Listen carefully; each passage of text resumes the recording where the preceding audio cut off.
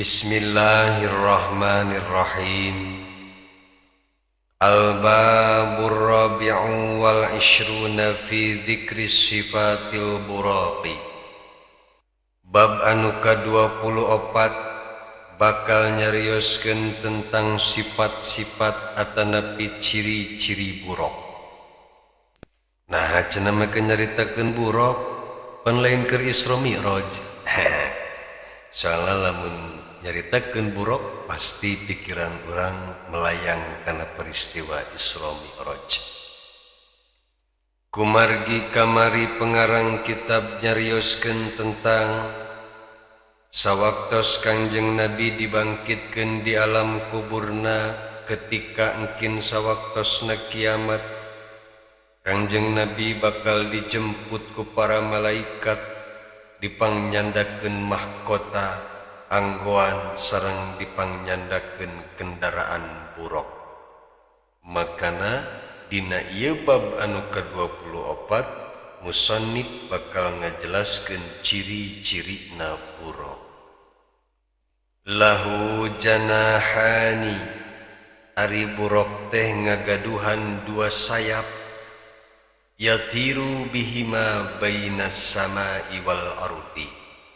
Dengan dua sayap eta buraq tiasa terbang, tiasa hiber antara langit sareng bumi di awang-awang berarti. Wa wajhuhu kawajhil insan, ari wajahna buraq eta seperti wajah manusia. Walisanuhu kalisanil Arabi, sedangkan ari lisanna seperti lisan orang Arab. Mungkin bahasana mungkinnya bahasana seperti bahasa Arab, mungkin seperti itu. Wajibul hajibaini, kedua alisna sangat bersih. Dhakhmul qarnaini, sareng tanduk nage sangat ageng, berarti ngagaduhan tanduk. Rafiqul udunaini, ari cepilna eta ipis. Wahuma min zabarjadin hadrai, eta cepil buraq diciptakeun ku Allah tina jabarjad anu warna hejo. Aswadul ainaini, kedua socakna berwarna hitam.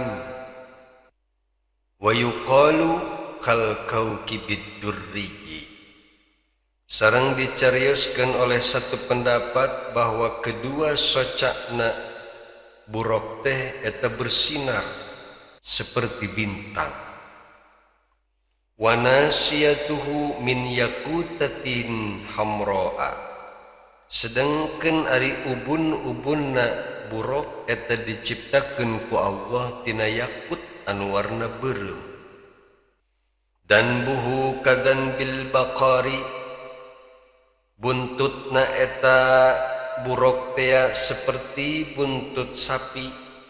Mukkalun biddahabil ahmar, anu dilapisi ku emas warna beureum. Wa yuqalu, sareng dicarioskeun ku hiji pendapat, huwa fil husni kattawusi, ari indahna buraq eta seperti lamun diibaratkeun ayeuna mah seperti burung merak.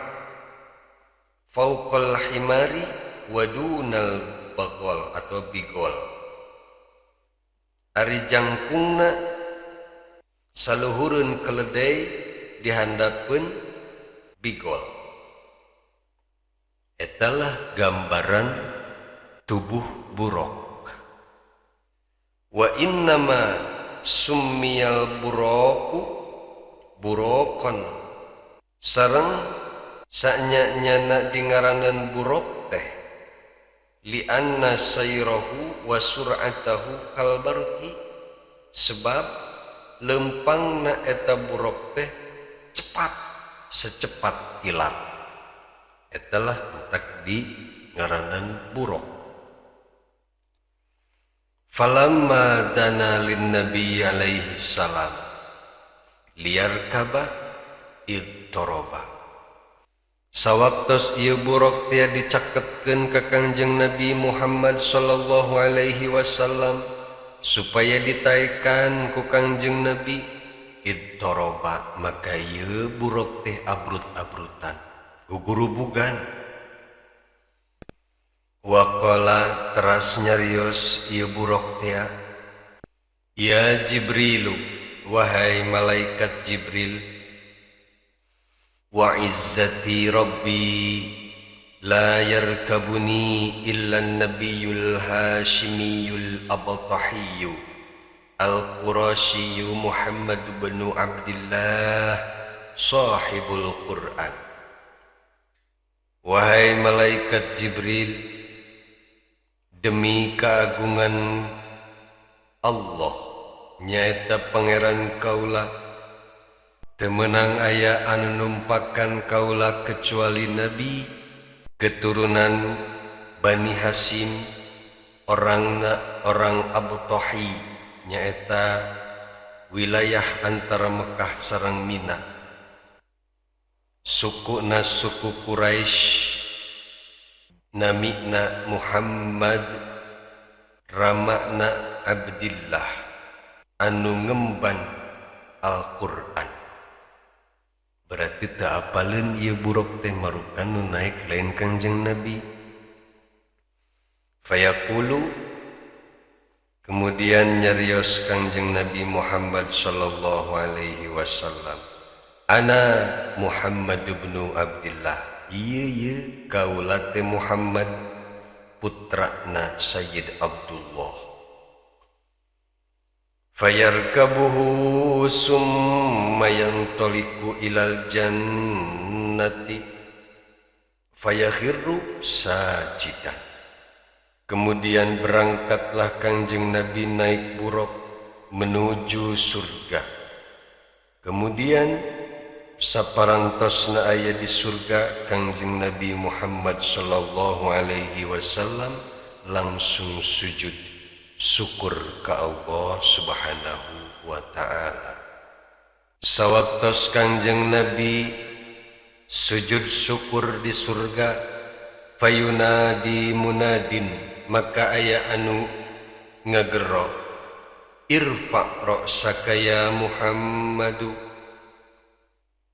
angkatkeun mastaka anjeun wahai Muhammad, laisa hadza yaumar ruku'i was sujudi, ieu mah lain poe ruku sareng sujud, bal hadza yaumul hisabi wal jazai, tapi ieu mah poe perhitungan amal sareng pembalasan amal.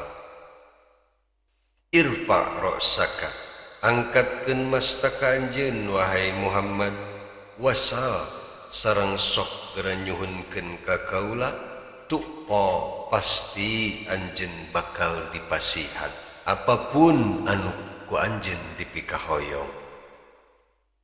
Fayaqulu, kemudian nyarios Kangjeng Nabi, ilahi ma wa'adtani fi ummati, ya Allah pangeran abdi, Gusti parantos ngajanjikeun ka abdi sareng ka umat abdi.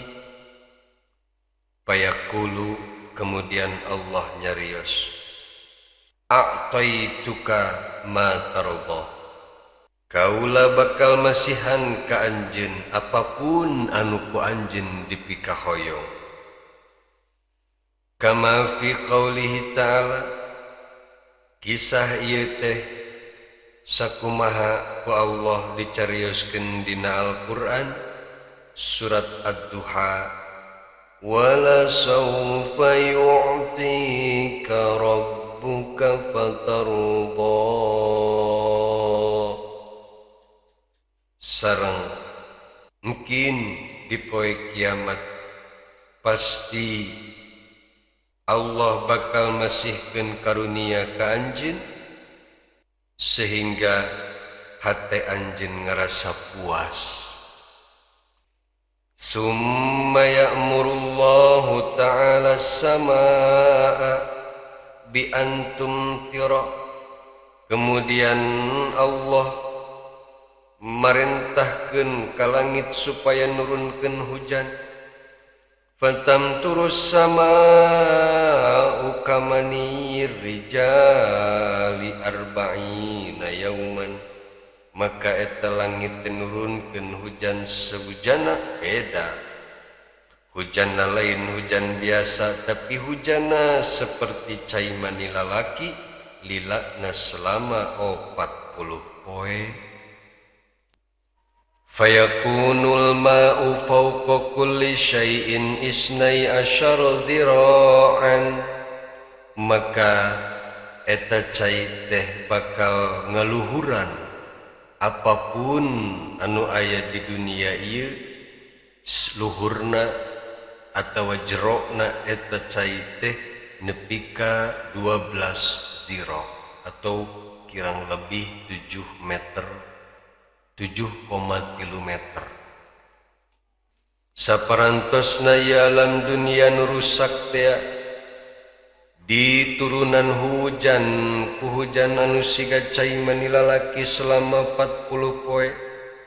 Fayan butul khalqu bidzalikal ma'i, kemudian jajaradilah tumbuhlah para makhluk kusabab ye cai teh kana batil baqli, seperti tumbuhna sayuran ketika disiram ku cai. Hatta tatakamala ajsamuhum, sampailah sempurna ieu jasad-jasad anu parantos maut ya kabeh dibangkitkeun deui dina alam kuburna. Kama kanat fid dunya, seperti keayaan waktu keur di dunia samemeh kejadian kiamat. Summa yubaddilullahu ta'ala al-ardha, kemudian Allah subhanahu wa ta'ala ngaganti taneuh nu ayeuna allati umila alaihal ma'asi, anu mana ieu taneuh teh ayeuna mah sok dipake maksiat ku jalma nu doraka. Fayunsabbu 'alaiha min hamimi jahannam, kemudian dituangkanlah, dicicikeun, dikucurkeun ka ieu bumi berupa cai anu panas ti neraka jahannam. Fayati bi ardin min fiddatin bayda'a, kemudian didatangkeunlah ku Allah taneuh anu anyar anu diciptakeun tina perak anu warna putih. Fayunsabbu 'alaiha min ma'il jannah, kemudian ieu taneuh nu tina perak teh dibanjur ku cai di surga. Waruya sareng diriwayatkeun an Aisyah radhiyallahu taala anha, diriwayatkeun ti Sayyidatina Aisyah radhiyallahu anha qalat, mantena nyarios, ya Rasulullah, yauma tubaddalul ardu ghairul ardi aina yakunun nas. Ya Rasulullah, dina dintenan taneuh diganti ku taneuh anu sanes, teras kamararana eta jalmi-jalmi teh. Qala alaihi salamu, teras ngawaler Kangjeng Nabi Muhammad sallallahu alaihi wasallam, ya Aisyatu, wahai Aisyah, sa'altani an syai'in adimin ma sa'altini anhu ghairuk. Wahai Aisyah, anjeun parantos naroskeun hiji perkara anu sangat dahsyat, teu acan pernah aya nu naroskeun tentang eta kecuali salira. Wahai Aisyah, innan nasa yauma idin ala sirati, sanyana dina poe eta jalma-jalma bakal aya di sirat, siap-siap nyebrang menuju surga. lamun anu salamet asup surga, lamun anu cilaka ngagobrag ka neraka. Naudzubillah min dalik. Mudah-mudahan orang masing disalametkeun ku Allah Subhanahu wa taala di dunia dugi ka akhirat, sehingga orang tiasa lebet ka surga na Allah kalawan syafaat Rasulullah sareng kalawan rahmat Allah Subhanahu wa taala. Amin ya Allah ya rabbal alamin.